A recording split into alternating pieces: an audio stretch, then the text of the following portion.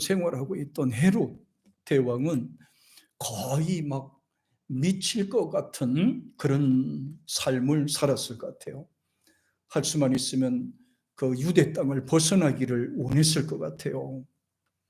예수님이 나타난 거를 세례 요한이 죽었다가 살아났다 이렇게 또 믿고 그렇게 듣고 있으니까 얼마나 불안하겠습니까?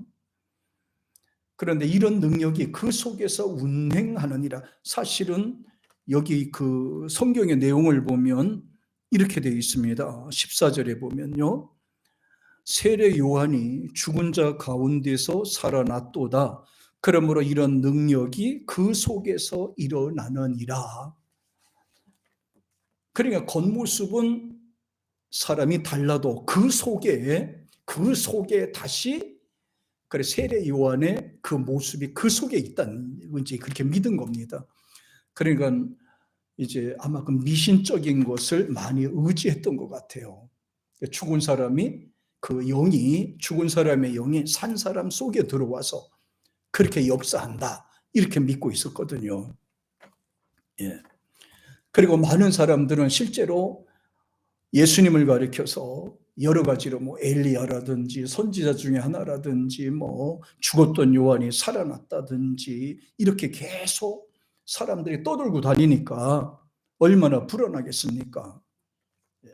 그런데 예수님께서는 그거와 상관없이 예수님께서는 제자들 둘 짝을 다 지어서 전국을 보내서 복음을 전파하게 됩니다.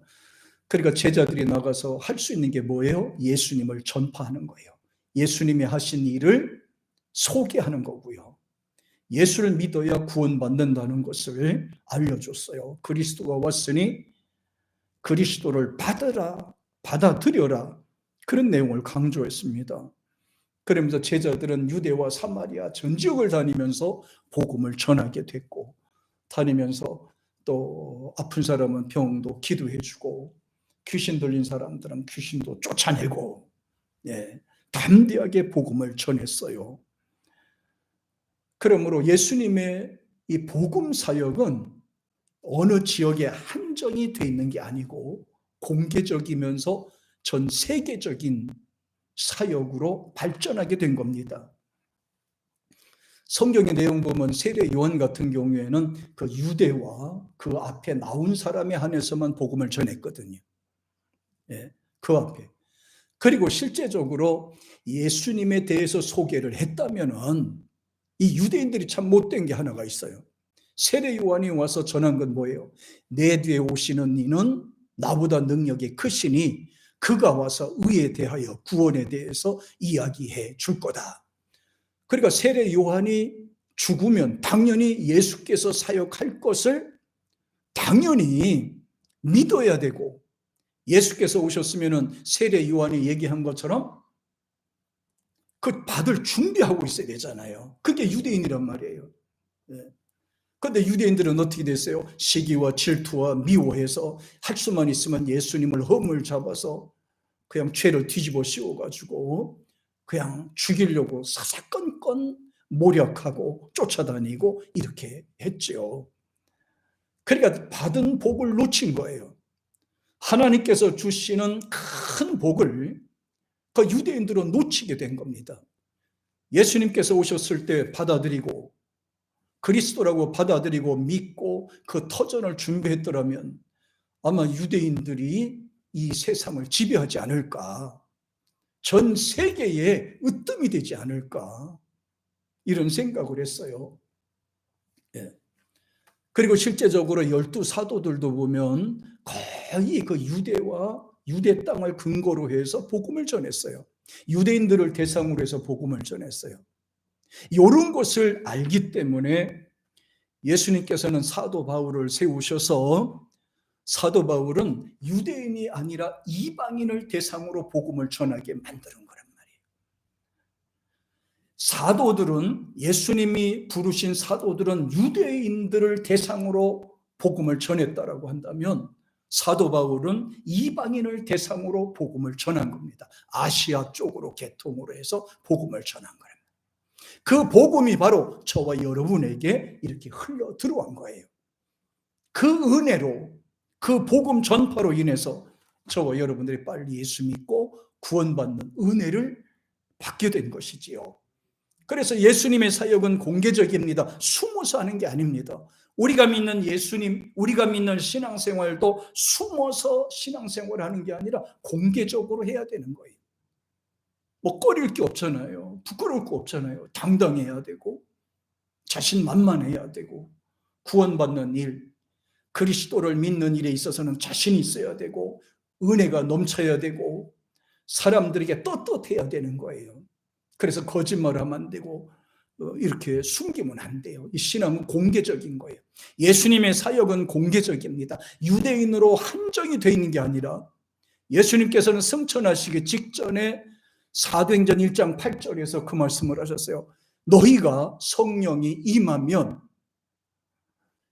권능을 받고 유대와 사마리아와 그리고 땅끝까지 이르러 내 증인이 되리라. 땅끝까지라고 그랬어요. 그러니까 아직도 이 땅끝까지 복음이 전파되려면 아직도 좀 더 있어야 돼요. 아직도 예수 모르는 사람들이 많기 때문에 땅끝까지.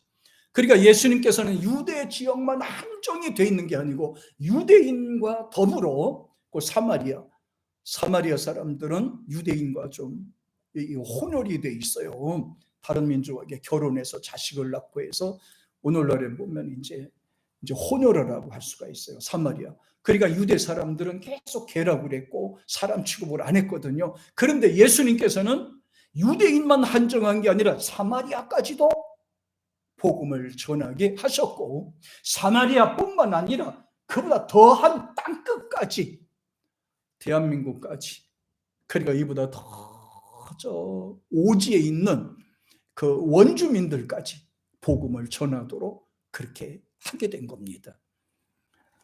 그래서 예수님의 사역은 예수님의 제자들에게 나타났는데, 제자들에게 예수님이 하신 사역은 두 가지로 한정이 되어 있습니다.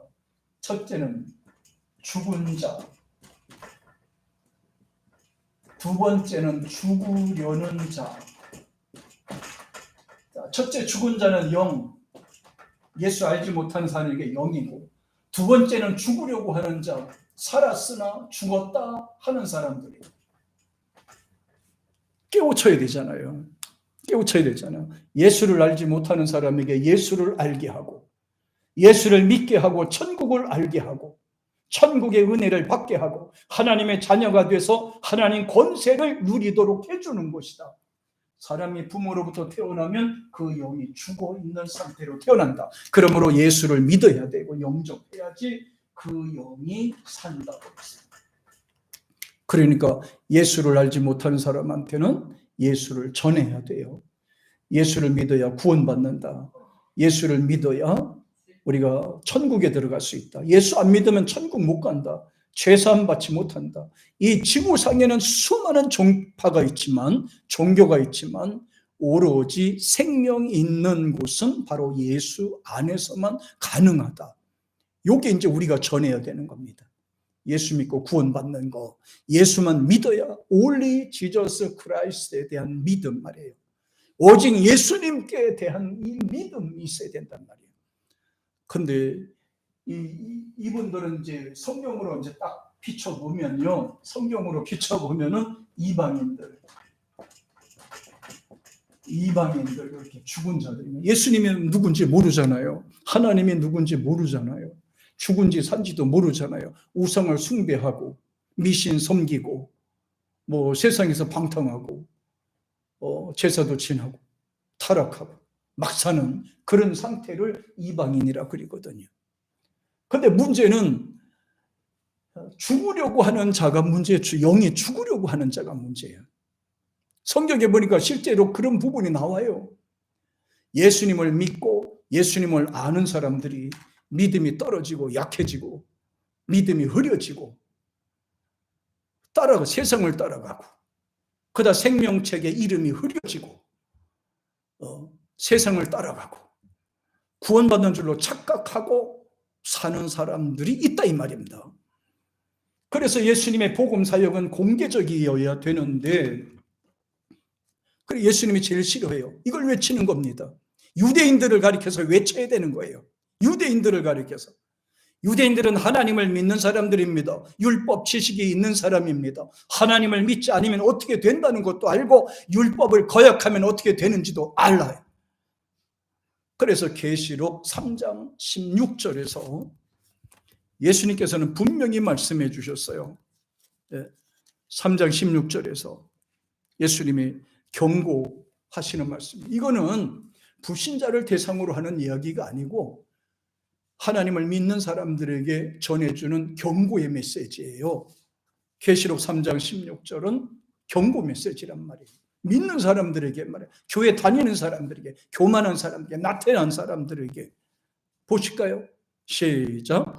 내가 이같이 미지근하여 뜨겁지도 아니하고 차지도 아니하니 내 입에서 너를 토하여 버리려. 토해버린다는 게 뭐를 의미하는 겁니까? 버린다는 겁니다. 과감하게 버린다는 거예요. 미직지근하기 때문에 토해버린다는 거예요. 이걸 다른 말로 말하면 내가 버린다는 거예요. 미지근하게 되면 내가 과감하게 쳐내버린다는 거거든요. 그럼 쳐내버린다는 의미가 뭡니까? 쫓아낸다는 얘기잖아요. 바깥 어두운 데 쫓아버린다는 겁니다. 은부에 집어넣겠다는 말이잖아요. 예. 은부에 집어넣겠다는 말이에요. 요거는 이제 믿는 자에게 주시는 메시지란 말이에요. 차갑든지 뜨겁든지 하라. 미지근하면 내가 토해 버릴 것이다. 쫓아버릴 거라. 잘라버릴 것이다. 예, 잘라버릴 것이다. 예. 그러면서 착각을 하는 사람들에게 이 메시지를 준 겁니다. 미직지근하면 주님이 토해버린다고 그랬어요. 쫓아버린다고 그랬어요.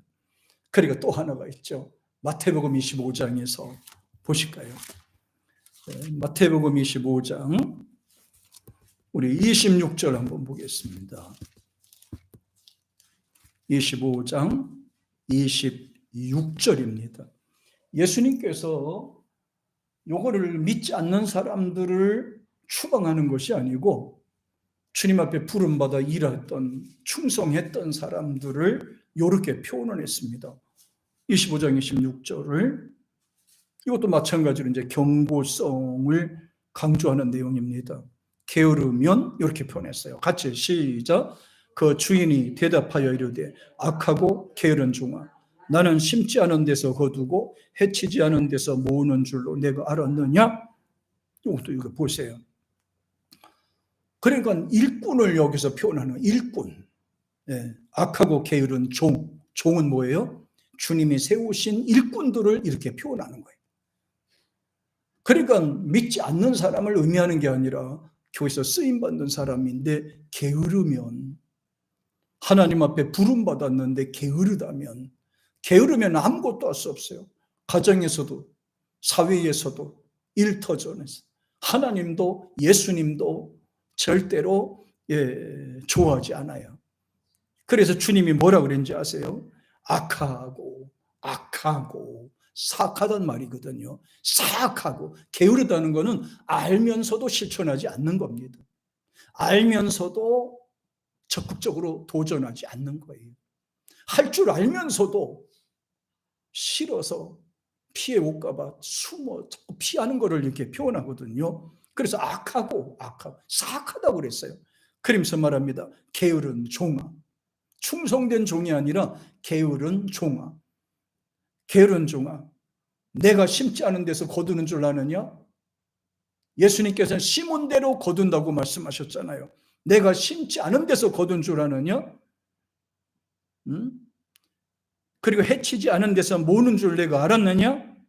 그럼 내가 마땅히 그 돈의 별일을 내가 다른 사람에게 내가 줄 거다.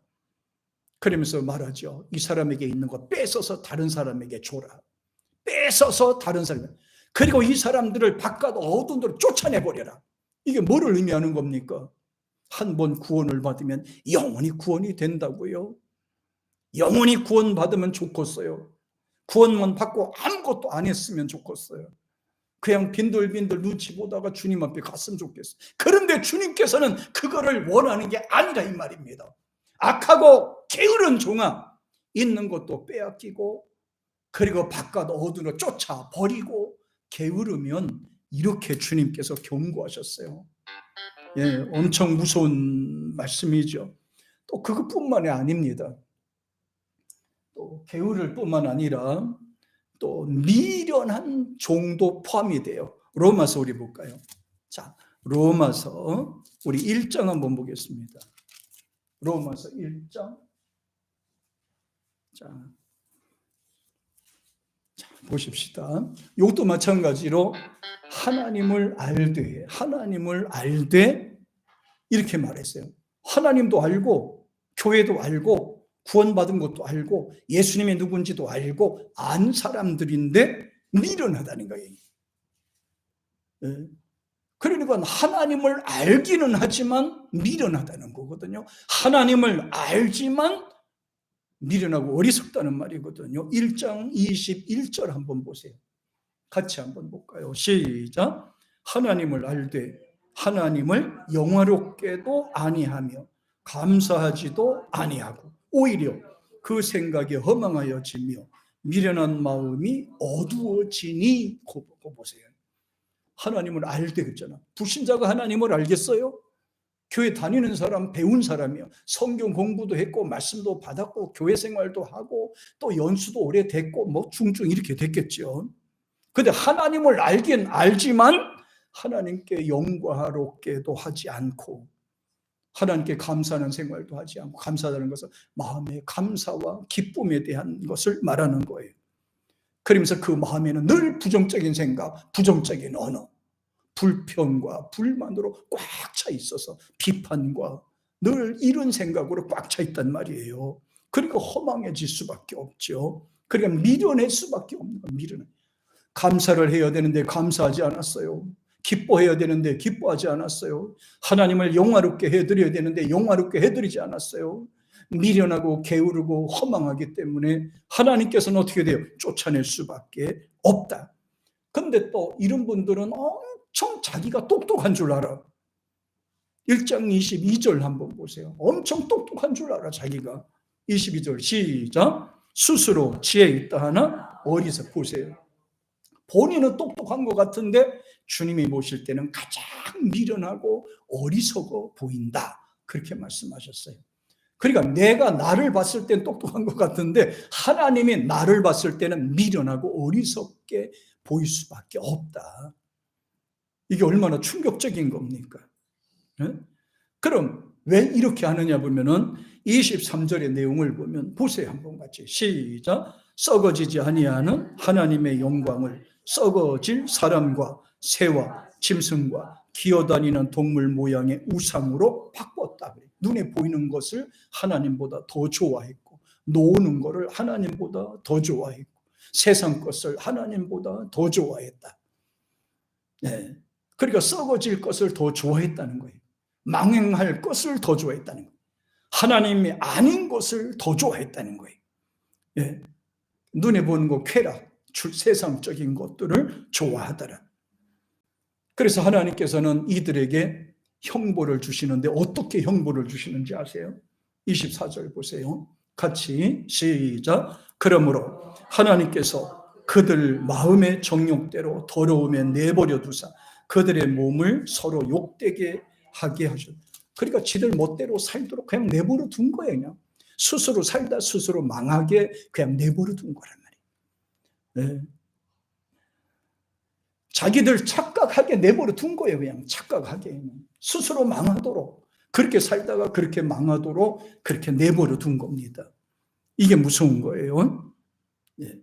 그 이유가 뭐냐? 하나님이 저게 방치하는 이유가 뭐냐? 하나님이 사랑하는 자는 징계가 오는데요, 방치하고 내버려 둔다는 것은 무서운 거예요. 언제 갑자기 죽을지 몰라요. 언제 갑자기 재앙이 올지 몰라요. 그러나 당신이 사랑하는 자녀는 하나님이 조금만 뒤떨어 나가면 바로 돌아오도록 하나님이 이렇게 또 바로 이렇게 쳐서 돌아오게 만들죠. 25절에 보면 같이 시작. 이는 그들이 하나님의 진리를 거짓 것으로 바꾸어 피조물을 조물주보다 더 경배하고 섬김이라. 주는 곧 영원히 찬송할 이시류다. 아멘. 보세요. 거짓 것을 진짜처럼 여기고 하나님보다 세상 것을 더 중요하게 여기고 하나님 영광보다도 세상에 썩어질 것을 더 추구하기 때문에 하나님이 그들을 그냥 망가지게 내버려. 그러다가 한꺼번에 모아서요 착 죽여버리는 역할을 합니다. 26절 보면 그게 나오죠.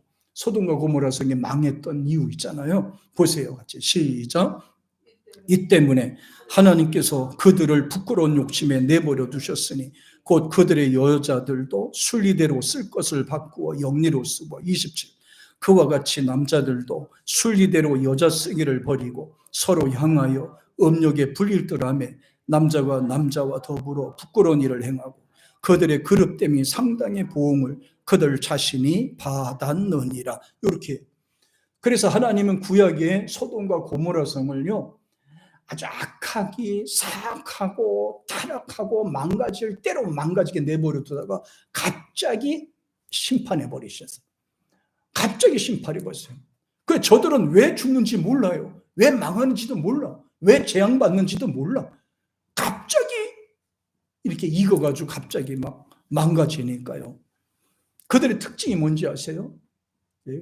이기적이고 게으르고 미련한 사람의 특징이 28절에 보니까 거기 나옵니다. 같이 시작. 또한 그들이 마음에 하나님 두기를 싫어하며 하나님께서 그들을 그 상실한 마음대로 내버려 두사 합당치 못한 일을 하게 하죠. 여기 잘 보세요. 상실한 마음대로, 그들을 그 상실한 마음대로, 하나님을 떠난 사람, 떠난 마음대로 말이에요. 자기들이 생각하는 대로, 예, 그냥 망가지는 그 마음대로 그렇게 그냥 내버려 둔다고 그랬어요. 타락하게 그냥 내버려 둔다고. 얼마나 무섭습니까? 이게 바로 미련한 자들에게 주시는 하나님의 경고라고 할 수가 있습니다. 하나님의 심판이 이제 다가오겠죠.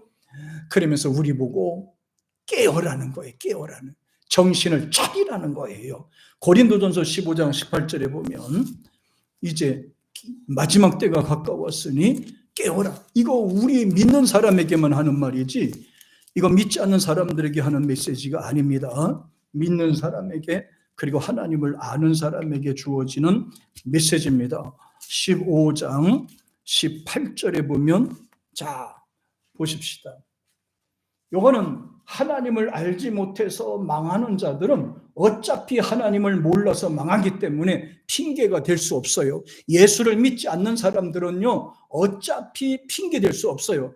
저들은 하나님을 믿지 않고 하나님을 모르기 때문에. 그런데 문제는 하나님을 믿는다고 하는 우리가 정신 차리지 못하고 바로 서지 못할 경우에는 문제가 되는 거예요.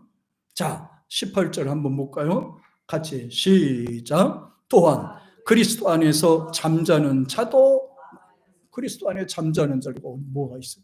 그리스도 안에서 이 믿음이 약해지고 믿음이 흐려지고 말씀이 흐려지고 하나님 영광 가운데 살지 못하고 하는 그런 삶을 이렇게 표현한 겁니다. 예수님의 사역은 간단합니다. 예수님이 오신 역사에 대해서 이야기하면 돼요.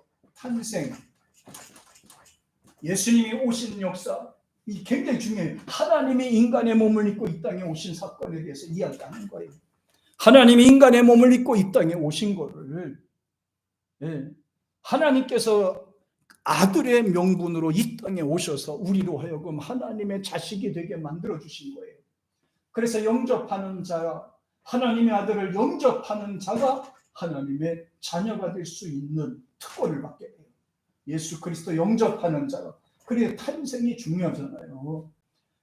그리고 또 사역, 예수님의 사역. 예수 믿으면 구원받고 천국이 가까이 왔다. 이 사역을 또 전하는 거죠. 예수님의 또 대속. 예수님이 십자가에 죽으시고 우리를 건져내신 사건, 요거들. 예수님이 나를 대신해서 십자가에 죽어주셨고 죽으신 지 3일 만에 부활하시고 이거를 기본적으로 이거를 우리가 알고 있어야 됩니다. 부활하고 또 예수님께서는 40일 있다가 승천하시고 이제 마지막으로는 이제 재림하시는데 재림하시고 예수님의 제자들이 나가서 하는 거는 뭘만 전했습니까? 요거 탄생과 사역 요 두 가지만 전했어요. 왜냐하면 당시 예수님이 계셨잖아요. 그러니까 하나님의 아들 예수가 이 땅에 오셨고 그리스도가 우리를 구원하기 위해서 이 땅에 오셨다. 그러므로 예수를 믿어야 구원받는다. 하나님의 때가 이루어졌다. 예수를 믿어야 된다. 그래야 산다. 회개하라. 이게 바로 여기 사역까지 이루어져요. 사역까지. 그러니까 예수님이 보내신 둘 짝지어서 제자들을 보낸 사람들이 하는 이야기는 이거.